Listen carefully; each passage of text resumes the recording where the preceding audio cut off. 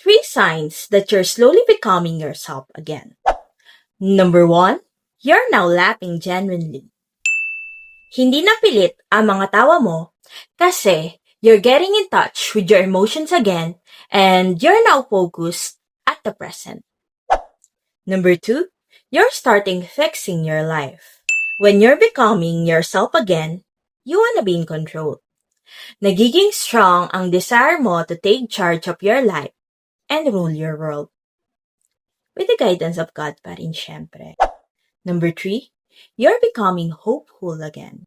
When you're starting to become yourself again, nagiging ganado ka na ulit sa buhay. Nagsisimula ka na ulit pangarap at mag-set ng goals para sa sarili mo. It's good that you're becoming yourself again. Ituloy mo lang yan.